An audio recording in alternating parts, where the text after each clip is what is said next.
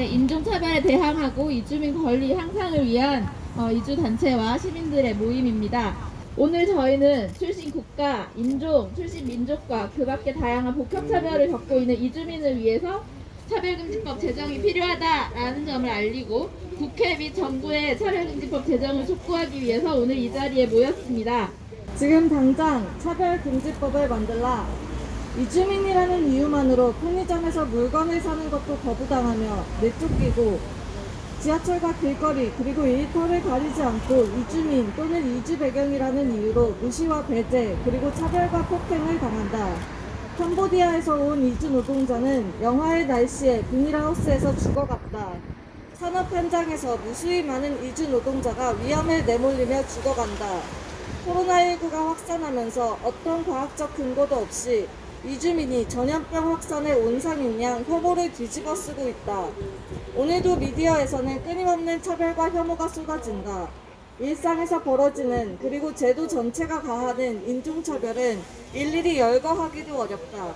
하지만 한국은 공식적으로 인종차별 사건이 단 한 건도 없는 나라다. 한국 사회에는 아직까지 인종차별이 무엇인지 정의한 법도 없다. 그러니 당연히 인종차별을 처벌할 조항도 없다. 국제인권기구와 시민사회의 지속적인 지적에도 달라진 것은 없다. 하루가 멀다고 이주민에 대한 편견을 쏟아내는 미디어에도 정부는 바로잡을 생각조차 하지 않았다. 차별을 금지해달라 외침에 늘 국민 정서나 사회적 합의 운운하며 아무것도 하지 않는다. 적어도 차별을 차별이라고 정의할 수는 있어야 하는 것이 아닌가. 잘못된 인종차별 정책을 바로잡은 것은 정부에서 변명거리로 삼는 바로 그 시민들이다. 지방자치단체들의 재난기본소득 차별 지급에 많은 시민이 항의했다. 그리고 국가인권위원회의 차별시정 권고에 결국 서울시와 경기도를 포함한 많은 지방자치단체는 차별 없이 재난지원금을 지급하기로 바로잡았다. 또한 지난 9월 정부는 아동특별돌봄수당 지원 및 비대면 학습 지원에서 대한민국 국적을 가진 학생만을 정하여 지급하기로 했다. 전국의 교사들이 이 결정에 크게 실망하고 놀라며 어떤 아동도 차별받지 않는 지원금 지급을 요구하였다. 결국 전국의 지역교육청은 자체 예산으로 모든 아동에게 똑같이 수당을 지급하도록 하였다. 더욱이 최근에는 외국인만을 특정하여 코로나19 검사 의무화를 밝혔지만 많은 시민과 외국 대사관들의 항의로 결국 이를 철회하기에 이르기도 하였다. 얼마나 더 이런 시대착오적인 차별과 혐오 조장 정책이 계속 시도되고 이를 시민들의 항의로 바로잡는 일을 지속할 것인가. 이런 와중에도 얼마나 더 국민 정서 운운하며 차별금지법에 국민적 합의가 필요하다고 책임을 회피할 것인가. 코로나19 확산 이후로 벌어지는 아시아인을 대상으로 한 혐오와 차별에 아시아인을 혐오하지 말라고 국제사회에 외치는 이율배반적인 입이 정말 부끄러워 미칠 지경이 아닌가. 정부에서 이야기하는 바로 그 시민들의 대다수가 차별금지법을 원한다는 여론조사 결과는 이미 나온 지 오래되었다. 오늘도 버젓이 행해지는 모든 종류의 차별행위를 멈출 수 있도록 지금 당장 포괄적인 차별금지법을 만들라. 우리는 차별 없는 평화로운 공존의 세상을 원한다. 2021년 4월 29일 차별금지법 제정을 위한 이주인권단체 연대회의. 네, 안녕하십니까. 차별금지법 제정연대 공동대표를 맡고 있는 정혜실입니다. 지난 2018년 12월 저희는 스위스 제네바 유엔 인종차별철폐위원회에서 포괄적 차별금지법 제정을 권고받았습니다. 정부는 전혀 미안함이 없이 지금까지도 노력을 하고 있지 않습니다. 차별금지법 제정은 국회에 국회의원들이 법으로 발의를 하고 또한 제정해야 하는 일이기도 하지만 국가정부가 적극적으로 나서서 시민을 설득하고 무엇이 차별이고 무엇이 차별하면 안 되는지 그리고 우리가 왜 이 포괄적 차별금지법을 만들어야만 하는지 노력하고 설득하고 국민들이 공감할 수 있도록 홍보하고 나서야 하는 것은 정부 주체입니다. 정부는 인종차별철폐위원회 협약에 가입되어 있기 때문에 협약의 준수사항에 그렇게 명시되어 있습니다. 정부가 노력하라고 되어 있습니다. 이제 시간은 국회에게 넘겨졌습니다. 이상민 의원 약속하셨습니다. 5월 2일 전에 발의하겠다고. 반드시 그 말씀 기억하면서 국회 안에서 민주당이 발의하는 것을 보겠습니다. 그리고 국회의원들 지켜보겠습니다. 당신의 할 일들을 제대로 하고 있는지. 네, 안녕하십니까. 희망의 친구들에서 활동하고 있는 이혜란입니다. 오늘 제가 말씀드릴 것은 작년부터 시작된 코로나19 팬데믹 상황에서 국내 이주민들이 어떻게 차별과 혐오 또 배제를 당하고 있는지 말씀드리겠습니다. 우한 바이러스라는 이름으로 불리며 신종 감염병에 대한 무지와 근거 없는 공포에서 시작된 언론의 자극적인 보도가 중국인과 중국 국적 동포들을 바이러스 전파자로 낙인 찍으며 노골적인 혐오와 차별로 이어지는 인권 침해를 당했습니다. 대부분 요양보호사, 자사노동자, 베이비시터, 식당 등 사람을 직접 케어하고 만나는 일을 하였던 그 중국 동포들은 일자리를 잃고 소득 감소로 인해 생활고까지 겹치는 곤란에 처했으나 정부가 시행한 그 재난지원 정책에서 한국 국적이 아니라는 이유만으로 배제되는 차별을 겪었습니다. 신분 확인을 위해서 외국인 등록증을 보여야 한다. 그 다음에는 건강보험 가입이 된 자만 구매를 할 수 있다는 등 수많은 이주민들이 다양한 체류 자격으로 한국에 살아가고 있음을 뻔히 아는 정부로서는 다 포용해야 할 이주민들을 계속해서 밀어냈습니다. 특히 더 취약한 미등록 이주민, 난민들, 무국적자인 이주민들은 마스크 구매 제한을 받으면서 일터랑 생활 속에서 천 마스크를 빨아서 수없이 반복해서 쓰는, 그래서 방역 효과도 전혀 없고 오히려 감염의 위험에 노출되는 그런 상황에 처하게 됐습니다.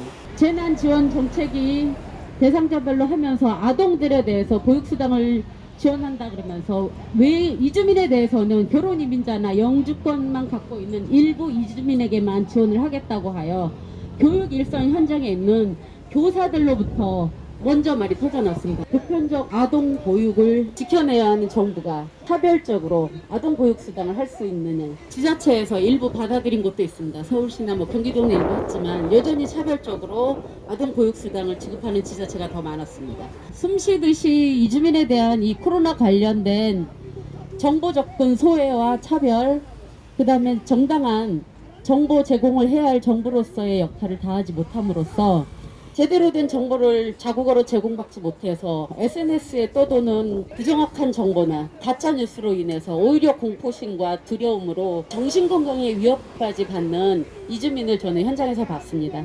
가장 정점인 게 올 초에 이주노동자 코로나 전수검사 행정명령을 내렸습니다. 올 초에 이주노동자들에게 감염이 발생했더니 역시나 벌떼같이 지역사회 안에서 이주노동자들 방역지침 안 지키는 사람들, 잠재적 감염 복균자들, 이런 말들, 민낯의 말들을 쏟아내며 저 사람들 다 전수검사 시켜라.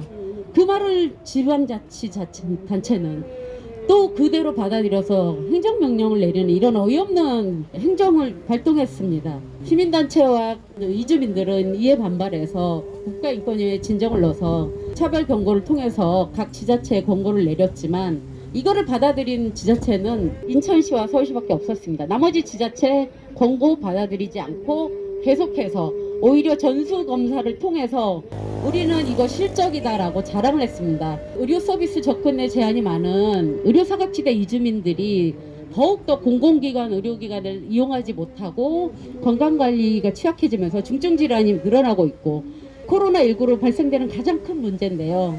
본국에 가고 싶어도 가지 못하는 이주노동자들이 어쩔 수 없이 한국에 있으면서 체류 연장하면서 한 달, 두 달 연장하면서 그동안 성실하게 건강보험료 납부하며 납세 의무를 다했던 그 사람들에게 지금 계속 다 자격상실 통보하고 있습니다. 건강보험공단에서. 당신들이 이제 체류 자격 없고 임시 자격으로는 건강보험 가입할 수 없다. 그동안 낸 보험료 돌려줄 테니 당신들이 치료받았던 의료급여도 다시 환수 조치해라. 이런 말도 안 되는 일이 작년에 이어서 지속적으로 발생하고 있습니다. 코로나19 유행으로 인해서 해외에서는 아시안 헤이트라는 것이 굉장히 유행을 하고 있다라고 하는데 우리 안에서 우리 스스로는 이주민들을 차별하고 있지는 않은지 돌아봐야 할 것 같습니다. 소개받던 저는 이주노조 위원장 우대하라입니다. 전 세계 곳곳에서 오늘도 수많은 인종차별이 벌어지고 있습니다. 한국도 예외가 아닙니다. 이주노동자들은 한국에 없어서는 안 되는 존재이지만 정부와 이 사회의 부적절인 시선 때문에 차별과 혐오의 대상이 되고 있습니다. 작년에도 산재 국내에 잡힌 이주동자 사망 사건이 94명이나 됩니다. 국내에 잡히지 않는 조건은 훨씬 더 많습니다.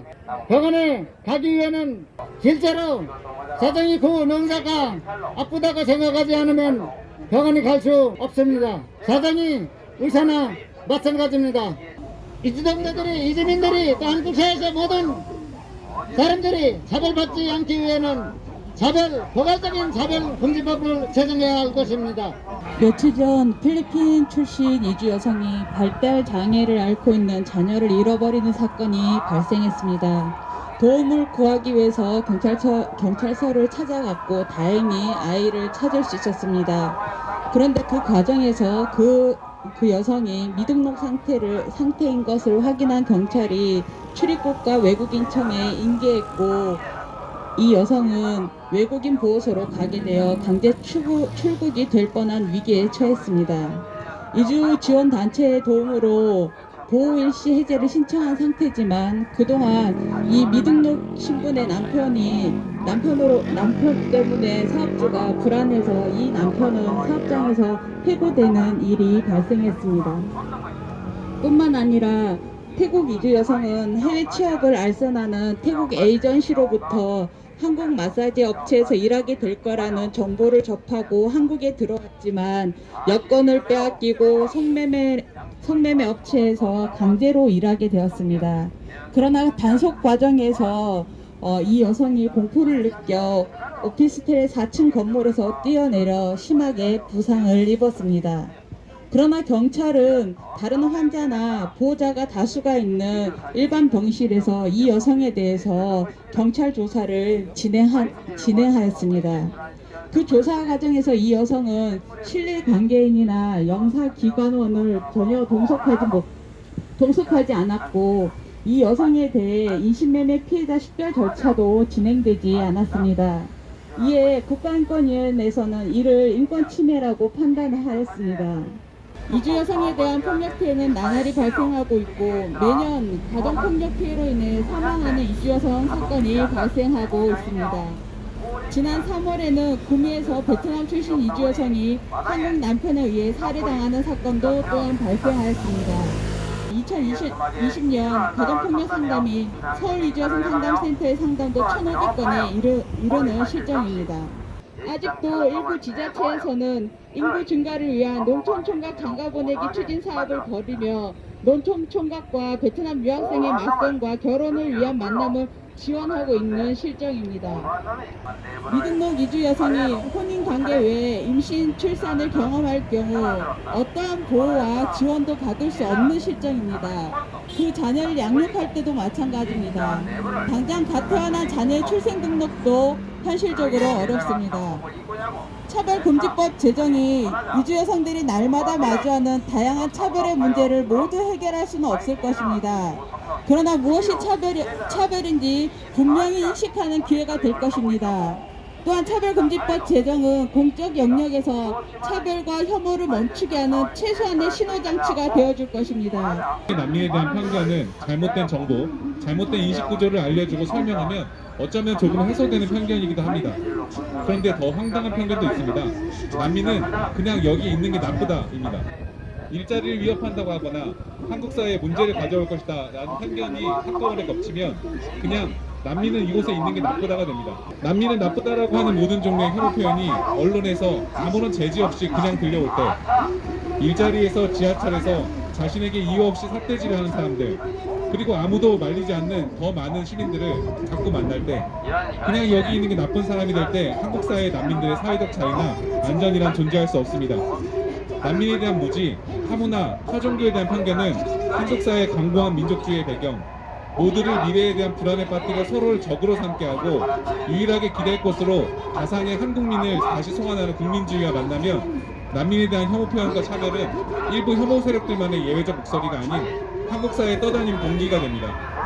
그런데 법무부는 방관도 아니라 아예 난민 차별과 혐오의 지체로 기능합니다. 차별과 혐오를 방지하고 난민의 안전과 정착을 위한 정책을 펼치는 그런 법무부는 한국 사회에 없습니다. 한국 사회에 있는 법무부는 인종차별을 제도적으로 내재화하고 난민을 가짜라고 낙인찍어 난민을 제도적인 악으로 취급할 뿐입니다. 한국 사회는 소수자들에 대하여 소수자들의 인권을 보호하는 문제를 해결하는 것이 아니라 소수자들을 보이지 않는 곳으로 가두는 방식으로 해결합니다. 난민들도 보이지 않는 곳으로 가두고 제도 바깥으로 밀어내고 한국의 국경 바깥으로 밀어내고 한국 사람들의 일상적인 삶의 관계에서 밀어내는 형태로 차별이 작동합니다. 한국 사회에 난민이란 벗을 수 없는 옷을 입고 살아가야 하는 수많은 사람들에게 차별금지법의 제정은 단지 더 나은 삶의 요구가 아니라 한국 사회에서 나쁜 사람이 아닌 100% 인간으로 살아가기 위한 생존의 요구입니다. 차별금지법 제정연대와 우리 이주인권단체가 오늘을 시작으로 같이 차별금지법 제정 그리고 나아가서 대한민국에 있는 이주민의 혐오와 차별에 대해서 대항하고 싸워나가는 연대가 되어 가기를 진심으로 바랍니다. 국회는 지금 당장 차별금지법 제정하라!